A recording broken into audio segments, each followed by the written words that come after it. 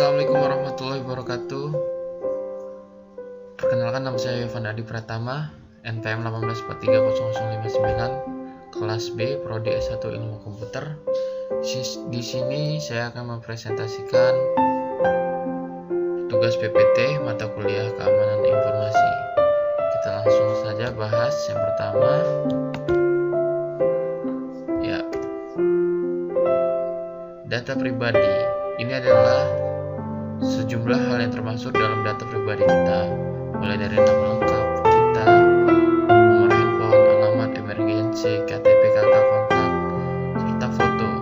Nah, foto selfie karena bisa digunakan sebagai otoritas, apalagi foto selfie sambil seperti di dalamnya ada identitas. Nah, itu contohnya seperti kalau kita tuh menggunakan sosial media, selfie kita post di Instagram.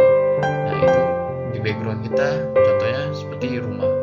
Nah, background kita foto seperti rumah. Nah, di belakang di rumahnya itu ada sejumlah identitas kayak nomor rumah. Nah, itu bisa bocor. Itu data pribadi kita harus terjaga. Jadi kalau selfie disarankan untuk berhati-hati, karena ketika mengundang identitas kita itu akan terbongkar kalau kita tidak hati-hati berselfie. Itu hal sepele sih, kecil, cuman resikonya besar. Nah, kita langsung lihat penyebab data pribadi bocor. Yang pertama, aplikasi pinjam online. Ini adalah sejumlah penyebabnya. Yang sedang marak adalah akibat pengelola pinjaman online yang ternyata tidak mengelola data dengan baik dan aman, sehingga mudah diretas terjadi akibat penjamurnya aplikasi fintech. Teknologi mestinya pinjaman online ini hanya sebagian kecil dari finansial teknologi. Nah, pinjaman online bukannya fintech menjamur, pinjaman online menjamur, tapi bernuata mengelola menggunakan aplikasi template, tidak membangun aplikasi sendiri, sehingga kalau satu bisa diretas maka yang lain tinggal nunggu waktunya. Nah, jadi teman-teman, yang dimaksud aplikasi pinjam online itu ketika kita melakukan pinjam online itu kita harus teliti lagi dalam arti tentang data pribadi kita. Nah, karena itu sangat marak ya, sangat berakibat fatal ketika identitas kita saat melakukan pinjaman online, apalagi pinjaman online-nya tuh tidak benar. Dia bermaksud untuk mencari data diri kita. Nah, itu lebih berhati-hati lagi ketika kita menggunakan aplikasi pinjam online. Oke, next, yang kedua, akses email, file foto, dan dokumen sembarangan. Akibatnya yaitu karena kecerobohan kita sendiri mengakses email, file foto, dan dokumen yang tidak jelas secara sembarangan. Akibat data kita bisa ditambang di sana.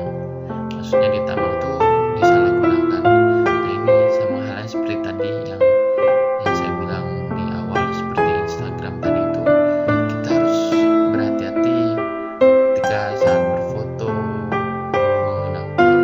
menyebar dokumen, ngirim file. Nah, itu kita harus berhati-hati, apalagi yang mencangkup data diri kita. Nah, itu kita harus berhati-hati untuk mengirimnya, untuk siapa yang kita kirim. Nah, itu kita harus berhati-hati. Nah, yang ketiga, menyimpan data yang ceroboh. Salah satu penyebab yaitu ada di perusahaan yaitu ada kecerobohan penyimpanan data pribadi karyawan, seperti data pribadi, rincian pembayaran gaji, bonus, tunjangan, dan lainnya, yaitu termasuk kode otorisasi di tempat-tempat yang sulit dikendalikan. Nah, ini kita harus tidak ceroboh untuk menyimpan data diri kita. Nah, karena data diri kita itu sangat penting sekali buat kita. Jangan sampai orang lain tahu data kita.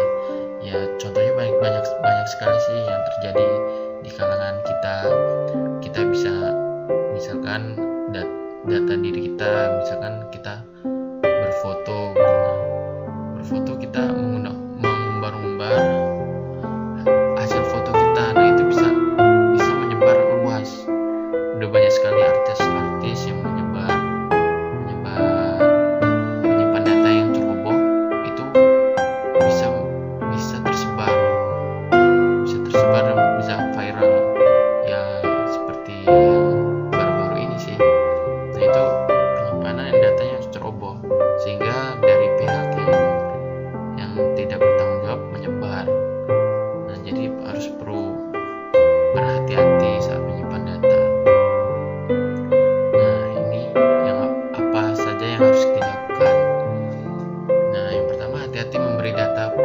pribadi pada perusahaan yang mewajibkan mengisi data dengan sangat lengkap. Dan yang kedua, bersih digital secara reguler, menghapus item-item yang sudah tidak digunakan lagi dari inbox email, dan kita juga harus melakukan pemerkasaan keamanan email dan akun medsos kita secara reguler. Nah, ini contohnya seperti tadi ya teman-teman. Nah, ada contoh lagi, misalkan laptop kita dipinjam oleh teman karena teman kita tidak punya laptop untuk mengerjakan tugas. Nah, kita harus sebelum memberinya, kita harus periksa dulu data pribadi kita sebelum kita meminjamkan laptop kita kepada teman kita. Nah, itu sangat bahaya sekali sih walaupun teman sendiri. Nah, itu kita bisa diambil data pribadi kita. Dan yang ketiga, jangan unggah, scan atau foto online. Foto selfie kita bisa digunakan untuk memberikan otorisasi, apalagi foto selfie sambil memegang identitas diri. Nah, seperti tadi, kalau kita menggunakan sosial media harus berhati-hati lagi, karena banyak sekali di kalangan artis itu identitasnya jebol dan diakses oleh masyarakat, banyak diperlihat, diupload, dan masyarakat bisa tahu identitas dari artis tersebut. Nah, itu kan sangat merugikan sekali ya dari kitanya sendiri, misalkan identitas kita terekspos luas ke dunia maya ya. Dan yang keempat, budaya peduli bisnis dan keamanan. Perlu ada edukasi dan langkah-langkah yang perlu diambil menjaga keamanan dan data perusahaan, sehingga sumber kebocoran jika memang berasal dari perusahaan itu sudah ditutup sumbernya. Nah, ketika kita berusaha bisnis, kita perlu keamanan. Nah, yang langkah-langkahnya itu menjaga keamanan data perusahaan sehingga sumber kebocoran tidak memang berasal dari perusahaan tersebut. Kita harus berhati-hati lagi. Dan yang kelima, negara harus hadir sekitar 30 undang-undang yang menyinggung data pribadi.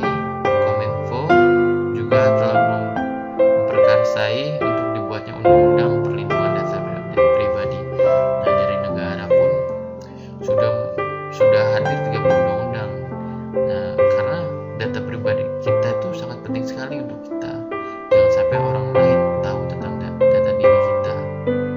Sampai negara membuat undang-undang sampai 30. Dan dari Kemenfo juga memperkasai untuk dibuat undang-undang perlindungan data pribadi. Betapa pentingnya data pribadi kita ya.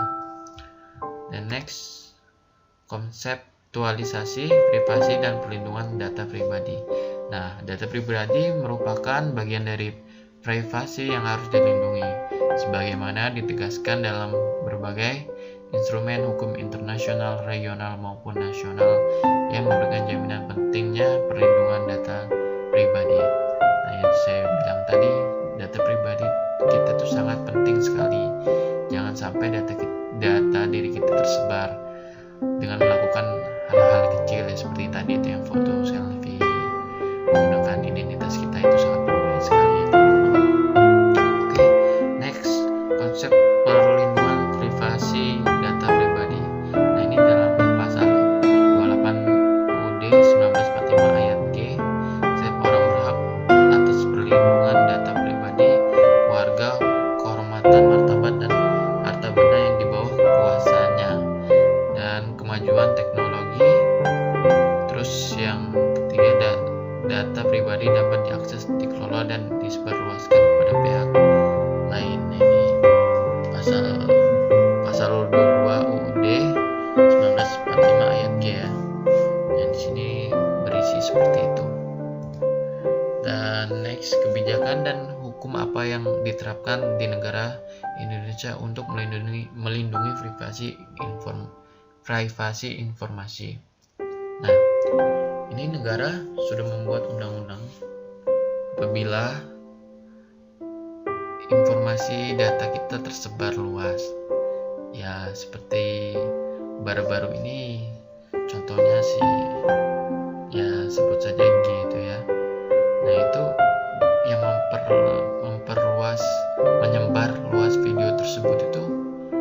bisa terjerat hukum karena itu sudah mencangkup data pribadi dia.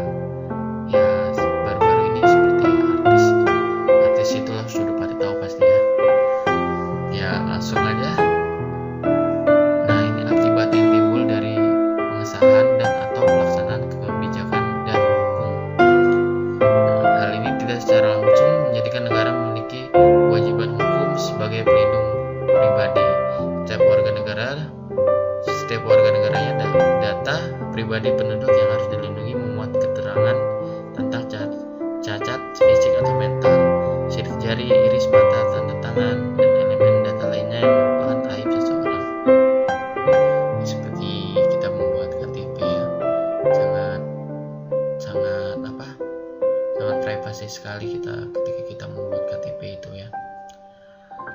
Oke, langsung aja.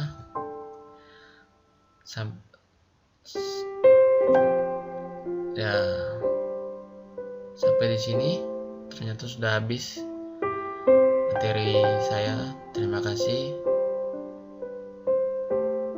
Saya akhiri, semoga bermanfaat untuk teman-teman yang sudah nonton video ini.